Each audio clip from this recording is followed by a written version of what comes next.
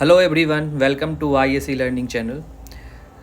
जैसा कि आप लोगों को पता है कि बीपीएससी एईडीओ का एग्ज़ाम डेट आउट हो चुका है। जैसे कि ये है 10 को, 11 को, 12 को, 13 को, 15 को और 16 को, ये 3 चरण में एग्ज़ाम होने वाली है। तो जो सबसे इम्पॉर्टेंट हो जाता है कि हमारा अप्रोच क्या होना चाहिए बीपीएससी एईडीओ एग्ज़ाम के लिए। तो अभी जो हम आपको बताने वाले हैं वो कंप्लीट प्रिपरेशन स्ट्रेटेजी बताने वाले हैं बीपीएससी जो भी एस्पिरेंट एईडीओ का एग्ज़ाम दे रहे हैं। ठीक है, ये एईडीओ का पेपर को आप हल्के में मत लेना, ठीक है। और ये बहुत ही अच्छा सुनहरा मौका है आपके लिए कि आप ये एग्ज़ाम अच्छे से क्लियर कर सकते हो। सबसे पहले जो पहला स्टेप होगा हमारा कि हम एग्ज़ाम को समझेंगे, ठीक है। एग्ज़ाम को समझो। देखो हम क्या कर रहे हैं, बीपीएससी का एग्ज़ाम दे रहे हैं और बीपीएससी एईडीओ का एग्ज़ाम दे रहे हैं, ठीक है। थोड़ा पेन को मैं मोटा कर लेता हूँ, ठीक है।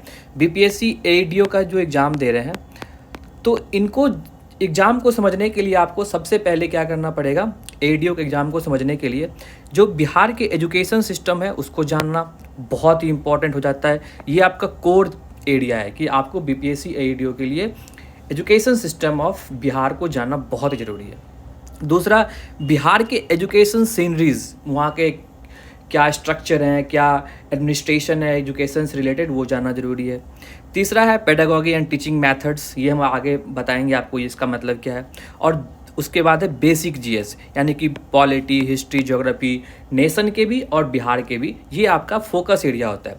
देखो गोल्डन रूल ये है कि आप एईडीओ का एग्ज़ाम देने जा रहे हो, यानी कि एजुकेशन से रिलेटेड है, तो जो टीचर को आना चाहिए वही एईडीओ को भी आना चाहिए, ये दिमाग में रख लो, ठीक है। चलिए आगे बढ़ते हैं। अब प्रायोरिटी बेसिस पे हम इसको क्या करेंगे, अलग अलग बताएंगे। सबसे पहले जो एजुकेशन सिस्टम में उसके सिस्टम के लॉज को जानना ज़रूरी है।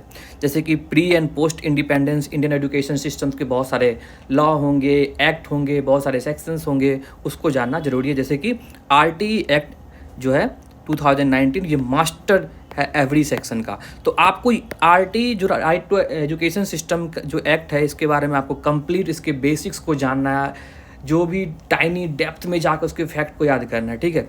उसके बाद है पेडागोगी में जो चाइल्ड साइकोलॉजिकल बेसिक्स, ठीक है, learning and theories, teaching method, Bihar में जो पढ़ाने के क्या क्या टीचिंग्स मेथड्स हैं उनको जानना जरूरी है। उसके बाद आता है स्कूल के education structures, role of teachers and admin, ये भी आपको जानना जरूरी है जब आप एजुकेशन से रिलेटेड कोई भी एग्जाम देने जाने रहे। तो अगला है एजुकेशन का कोर।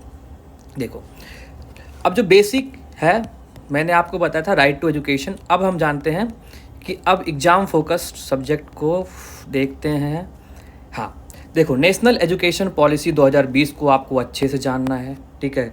याद रख लो, ये very very very very very very important है।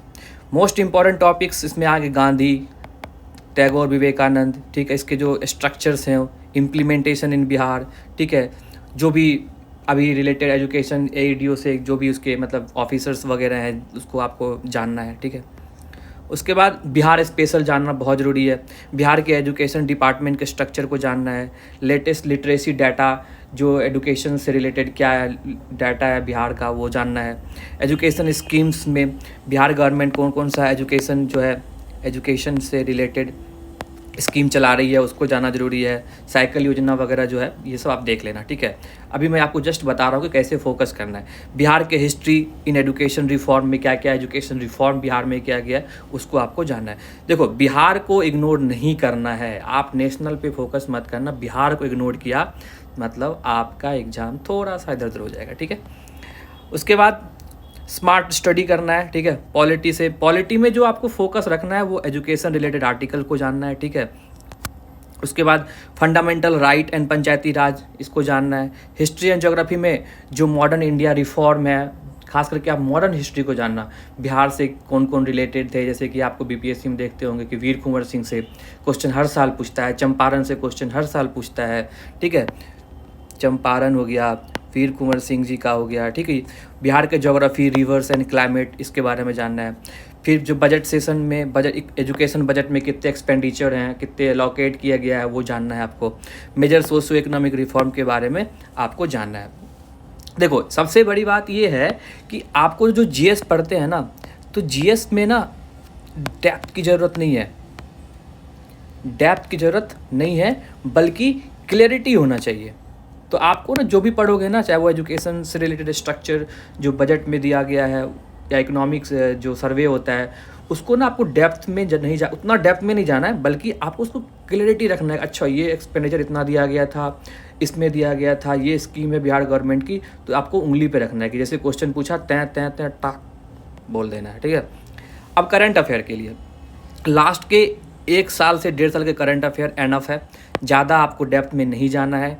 1 से 1.5 current affair is enough.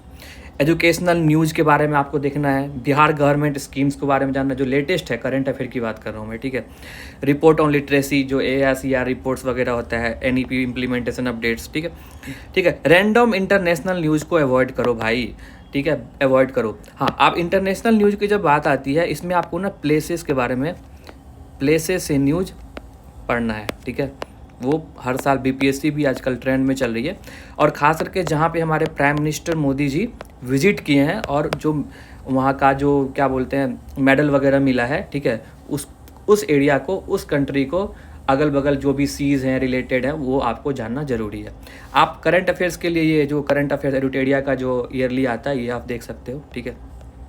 Daily study plan बना लो, 2 घंटे 2.5 घंटे का एजुकेशन से कोर डेप्थ में पढ़ना है, 1.5 घंटे बिहार स्पेशल के लिए पढ़ना है, 1.5 1.5 घंटे आपको GS पढ़ना है। इसको रोटेट करते रहो, ठीक है। यदि कभी आप पॉलिटी पढ़ रहे हो, फिर हिस्ट्री पढ़ रहे हो, ठीक है, ज्योग्राफी पर रोटेट करते रहो, ठीक है। ये नहीं कि आप कंटिन्यूस इसी में लगे रहे, ठीक है।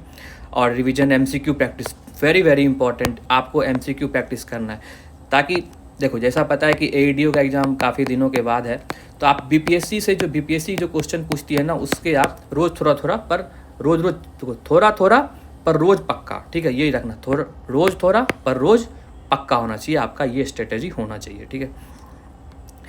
अब वही मैं बता दिया टॉपिक वाइज MCQ। अभी देखिए आप लोग को बहुत सारे जो है ना BPSC से रिलेटेड, मैं पेन ले लेता हूँ। BPSC जो एग्ज़ाम लेती है, ठीक है, उसके ना बहुत सारे आपको बुकलेट्स मिलेंगे जो कि सब्जेक्ट वाइज होता है, तो आप वो परचेज करके क्या कर सकते हो, MCQs बना सकते हो।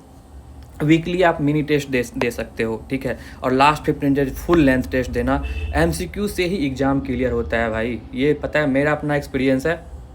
इतना आप MCQ में आप नहीं भी कंटेंट पढ़ रहे हो ना, आप MCQ बनाओगे तो आपका एग्ज़ाम क्लियर हो जाएगा, ठीक है।